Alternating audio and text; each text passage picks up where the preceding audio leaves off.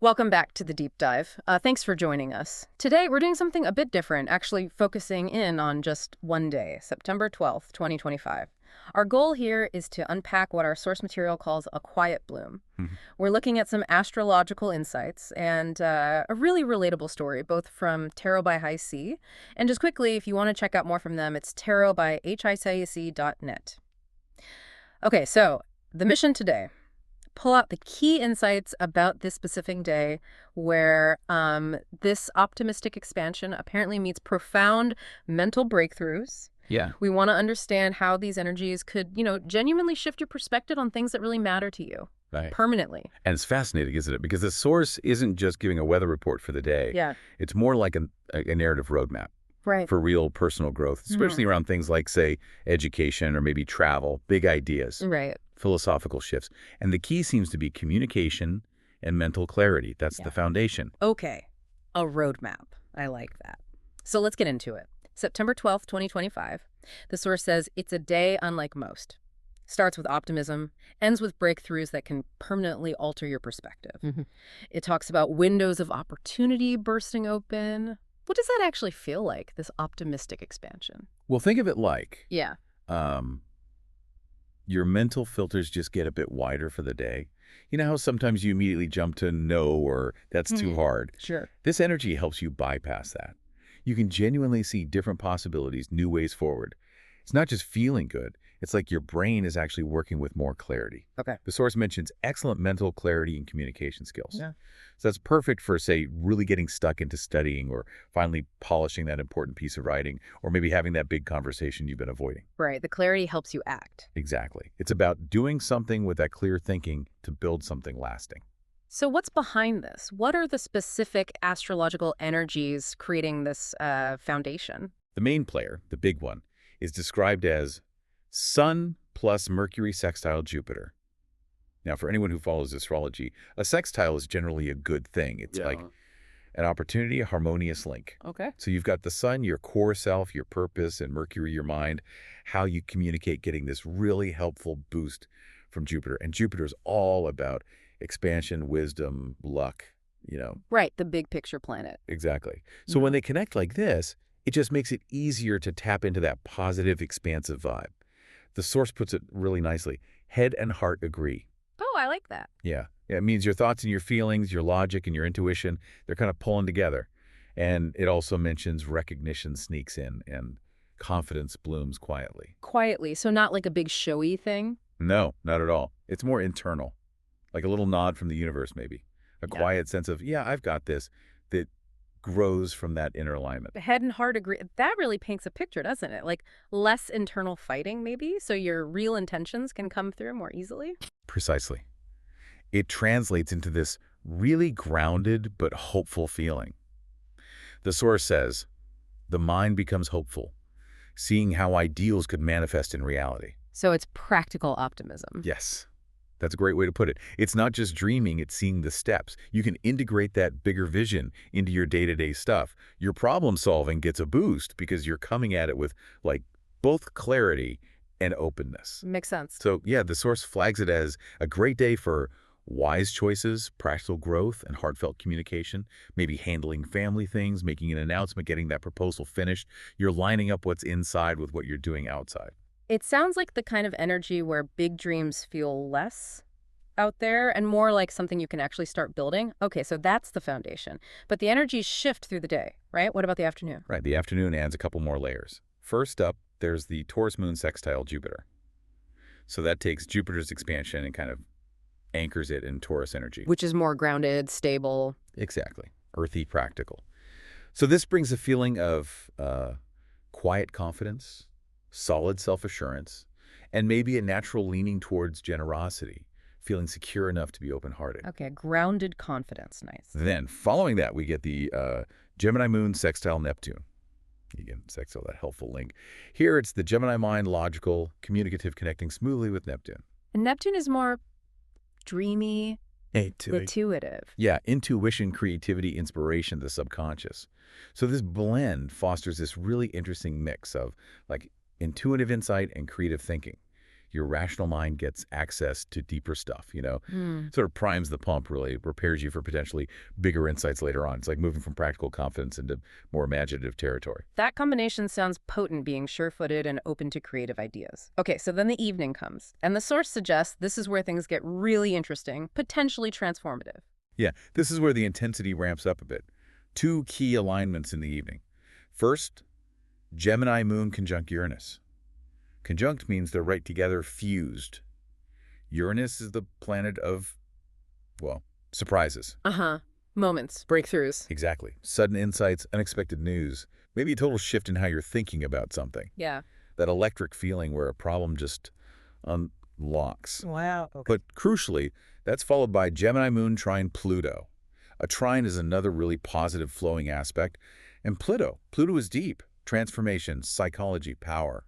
So it's not just the flash of insight. No, that's the key. The Pluto trine gives you the ability, the source says, for deep psychological understanding and transformational power to integrate the day's insights. Integrate, so to actually make it stick. Yes, you don't just get the aha. You get the power to really process it, absorb it, make it part of you on a day level. This is the mechanism for that permanent alteration of perspective we talked about. You don't just learn something new, you fundamentally change how you see it. It becomes part of your wiring. Okay, that's significant. Not just information, but a genuine rewiring. But, like, how does this play out for an actual person? Let's get into Amara's story from the source, the day of quiet bloom. How does she experience all this? Right, the story really brings it to life. So Amara, she wakes up early, apparently feeling this unfamiliar lightness. She'd been stuck for weeks on this important proposal for a community project, just going in circles full of doubt. But this morning, totally different. The words just came. Clear, direct, confident.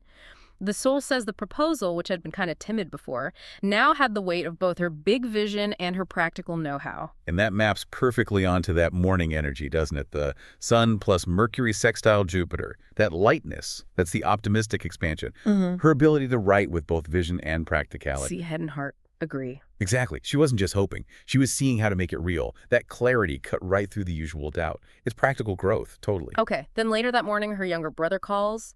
He's stressed, trying to make a big life decision. And Amara, instead of jumping in to fix it, she just listened, really listened, then offered a few grounded, clear words, and it seemed to help him find his own direction. She felt this quiet satisfaction afterward, heart and reason working together. Yeah, and that's a beautiful, subtle example of that heartfelt communication and wise choices energy, especially with family. Her clarity let her be supportive without getting tangled up in it, Right. She didn't take it on. No. She empowered him by being calm, clear, and empathetic. Her words landed because they came from that aligned place. In the midday, she's in a meeting, and recognition comes, but it's subtle. Like, her colleagues just seemed to listen differently when she spoke. She overheard someone whisper, "That's exactly what we needed to hear."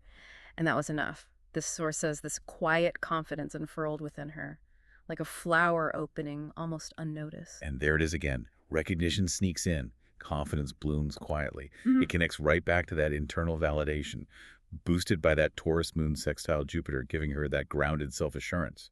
It wasn't about applause. No, it was about knowing her contribution mattered, feeling that subtle shift in how people responded.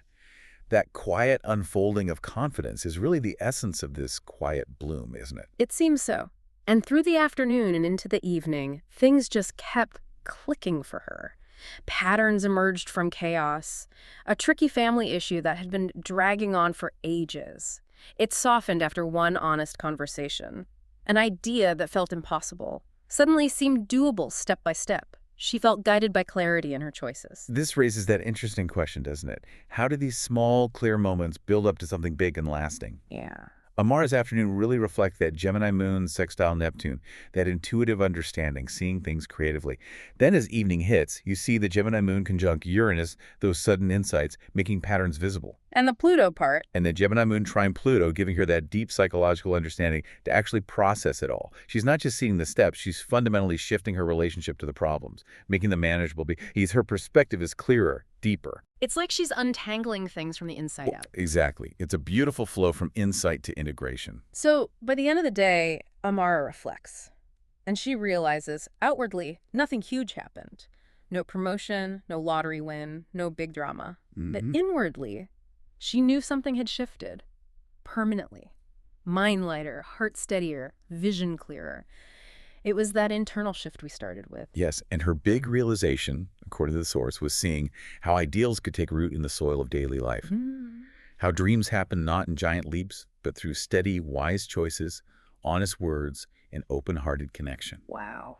And the crucial part, she believed not just in the possibility of change, but Right. in her own quiet power to bring it forth. That's the end point. It's not just feeling good, it's a fundamental shift in her sense of agency, believing in her own capability. That's the permanent alteration. So putting it all together, Amara's Day really does walk us through that astrological forecast for September 12th, 2025. It shows how these internal shifts, this calm, clear approach, fueled by these specific energies, leads to really significant lasting growth. Absolutely. It underscores that power of aligning head and heart.